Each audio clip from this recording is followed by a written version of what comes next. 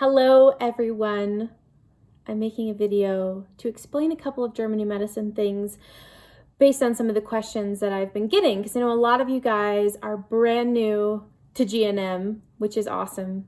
It's just the most paradigm shifting, mind-blowing, game-changing thing that's out there when it comes to health. But it can be a little bit like confusing at first to understand what is it that's going on when a person is sick, when a person develops symptoms of an illness. What does that mean? Because the old model, the way that we have all been indoctrinated to believe, is that when you are sick, when you have symptoms, when you've got sniffles, sneezes, cough, you got a fever, you're physically exhausted and fatigued, and you have no energy, and you feel like crap. I mean, you don't feel good. And so we equate physically not feeling good with something being wrong right now. And, that's consistent with the idea that a bug, germ, a virus, something gets into your orifice, it gets into your body, and then it takes hold and it, latches on to certain regions, and it, has this mission that it's trying to accomplish, which is make you sick. And, the extent to which you believe that your immune system has an ability to fight it off, or you might believe that, there's no rhyme or reason to whether the disease is really bad or really mild, or it depends on your age. All of that belongs to a different mindset, a different paradigm. From the German New Medicine perspective, I want to kind of show you the second biological law, the law of two phases, which will help you understand your symptoms and help give you peace of mind if you happen to be dealing with some symptoms right now. So we've got our normal day-night rhythm. We've got our normal homeostasis where the body is more sympathetic active during the day, and then at night it's parasympathetic, and we're just going back and forth, and everything's functioning properly, and everything is in normal homeostasis. Then we have a conflict. We have a situation we are confronted with that we cannot handle in that moment. It is beyond our emotional threshold for making sense out of and feeling good in that moment. We're caught off guard. We're shocked by something. This could be any number of things, but depending on the unique type of something that this thing that caught you off guard is, whether it was a death fright or something that you couldn't swallow or something that stunk or was frustrating or something that made you feel worthless, that made you feel bad about yourself, not strong enough, not good enough, not able. So those are different flavors. Those are different emotional experiences, but they're also different biological experiences because your body has this language. It perceives, when you have a conflict shock based on your unique lens through which you view the world, that conflict affects you in a very particular way, but it might not affect every single person in that specific way. One person could perceive, their partner cheating on them like a self-devaluation. Oh my goodness, what does this mean about me? They could see it as a territorial marking conflict. They could see it as a sexual conflict. They could see it as a reproductive conflict. It just depends on that unique individual. So how that person experienced that conflict, certain region in the brain, there's a measurable impact in that region associated with the tissue type, that the adaptation of that tissue is intended for the purpose of helping you resolve the conflict. Let me give an example to help you make sense out of this. So let's go with the stink conflict because, sniffles, sneezes, cold, drainage, throat stuff. Let's go with those symptoms because those are pretty consistent with, this alleged virus that we've been talking about. These sinuses respond to a stink conflict, something that you perceived as this stinks. So this could be something actual physical in your environment, an odor that you dislike, that stinks. It could be something that you are annoyed, frustrated about. You've just had it up to here with something, or some kind of suspicion, something you're trying to sniff out in your environment. And the body, when you're in this state of conflict, which is when you maybe are losing sleep, you find that your thoughts continually kind of go back to this annoying situation, this thing you are annoyed with or frustrated with or suspicious about, you keep going back to it. That's when you are in the active conflict.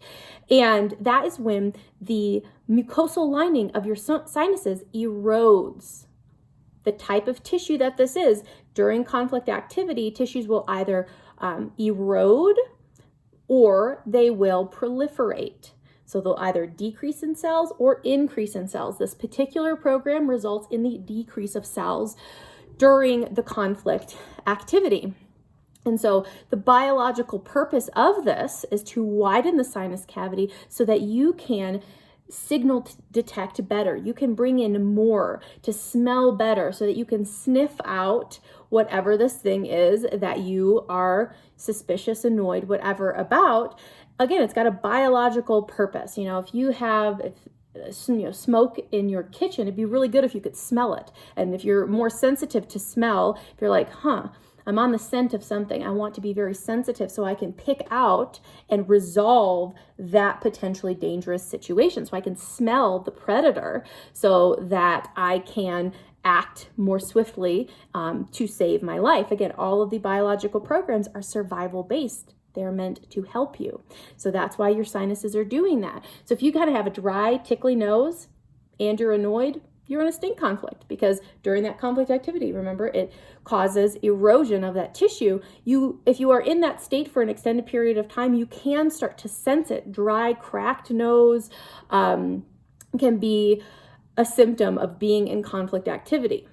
Then the conflict resolves for many different reasons.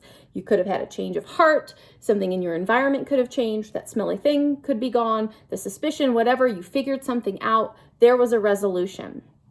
And so once you resolve the conflict, your body is now getting the message that we no longer need to adapt to that stimulus that was causing the erosion of the sinus cavity.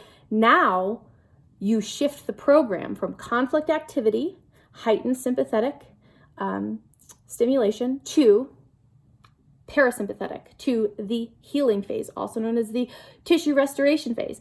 So now your body says, let's repair the mucosal lining that was eroded during the conflict. And that is when you've got sniffles and itchy nose, runny nose, swollen nose, like when you can't blow your nose and everything is all swollen in here. Anytime there's healing, there's going to be fluid. So there's going to be redness and inflammation, maybe some pain, some tenderness in the sinuses, some drainage down the back of the throat. So you're just kind of not feeling really great. You're sniffly. This is the common cold is what this is. And so that is the healing phase. Your body is healing when you feel sick. Your body is healing when you feel sick. There's not something wrong right now.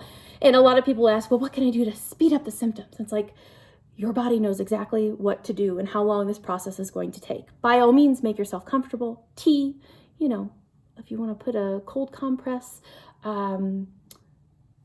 herbs, supplements, they're all great if they make you feel good and they make you feel, broth, cozy things that make you feel comfortable during this period. The extent of the healing phase will be in direct proportion to the intensity and duration of the original conflict. So it'll last as long as it lasts, as long as that tissue repair needs to take place. As long as you don't relapse back into the conflict by being annoyed with the fact that you now have a sinus issue. And so I got another question about families and the whole idea of stuff spreading. And from the German New Medicine perspective, it is the conflict that spreads. It is, the state of annoyance, of frustration, and so that's why families, we're in very close quarters. We're close to each other. When one person's annoyed, you can pick up on the fact that they're annoyed. You can be annoyed at their annoyance. You could mirror their annoyance. So you could come to commiserate with them. And, we've got these things called mirror neurons, and we really try to, and people, some people are highly empathetic. And so they just kind of absorb what the other person is experiencing, and they can have their own conflict in response to any number of things surrounding either that person being sick, a parallel annoyance that has nothing to do with that person. But, that's how people in close proximity catch conflicts, is by states of mind. And, or it just is like the domino effect of like, Johnny gets sniffles, and then everybody's worried about Johnny's sniffles. And then Mary is, worried about her brother because he's sick, and everybody, and so it's like this domino effect of one person after another developing symptoms. But every single person that developed symptoms had a conflict. And so, there'll typically be one person from the family that's just exempt, the dad, someone who just like doesn't get what everybody else gets. And so that shows us it's not everybody. Why does this not affect everybody equally? Because everyone has a very unique perception, a unique way of seeing the world. So, so when you are in that state of healing, it is such a huge shift to begin to tell yourself, this is my body repairing. This is my body repairing. It's not comfortable. It's not fun, but there's nothing wrong with me right now. It was the conflict that I experienced that caused deliberate, purposeful tissue adaptations, and then the resolution caused me to shift into now the state of tissue restoration. So it's taking this just different approach of perceiving your symptoms, of understanding what is going on, of like someone said something about waiting to be sick, and this is very interesting, and why it's so important, I think, for every individual to understand this language. Because, when this whole thing that's going on eventually resolves, there are people in kind of dire situations, worrying about their bills, worrying about food, and all these different things that are happening, all these different unique experiences people are having of what's going on in the world can manifest as different tissue adaptations. So someone that just can't process it, just can't accept it, that's angry, it's just this, this morsel is like, I need to work. I need to get my morsel. I need to get my money. I need to go to my job. I need to run my business. That could be an indigestible morsel for you that when resolved will manifest with digestive symptoms. It could be a starvation conflict. So if you're like genuinely worried about feeding yourself or your children, the liver, your liver is going to help you. Your liver literally, it produces more liver cells so that every bite of food, so that you can process more nutrients through the liver. That's pretty functional. And then once that resolves though, once this kind of all blows over, once we have a huge shift, a lot of times there will be, outbreaks of other, like reflexive diseases, like tuberculosis is a classic example of something when people all come home from war, a bunch of people got diagnosed with tuberculosis. What is tuberculosis? That is within the lungs. During a, death-threat conflict, again, when you're worried for your survival, your existence, your lung cells, your alveoli produce additional tissue cells to absorb more oxygen so that you can survive and make it through that situation. Then once the conflict is over, so remember, like I said, either during the conflict activity, there is decrease in cells or there is increase in cells. The liver, the lungs, that's an increase example. The sinuses, the upper 2/3 of the esophagus, the bronchial mucosa, that's a decrease in cells during conflict activity. And then during the healing phase, the body sets about reversing whatever it had done. If it built up cells, now it needs to break them down using bacteria, using fungus. If there is a decrease in cells, we need to restore the tissue. And that is the role that the virus plays. If there is a role that a virus is playing, it's happening during the tissue restoration phase. And so this understanding of the human body, the law of two phases, the 5 biological laws, psyche, brain, organ, this connection between your unique subjective perception of your world and how your body is adapting to that world is everything. I think it's so important for people to have this understanding because it's so rational and it's so just like, okay, I don't need to freak out. I don't need to panic. I just need to understand. I need to understand my body. I need to understand what these symptoms are telling me about my state of either conflict activity or healing, a mix of the two, because you can have a mix of the two where you're kind of getting mixed messages because you're healing one conflict, but you're active with another.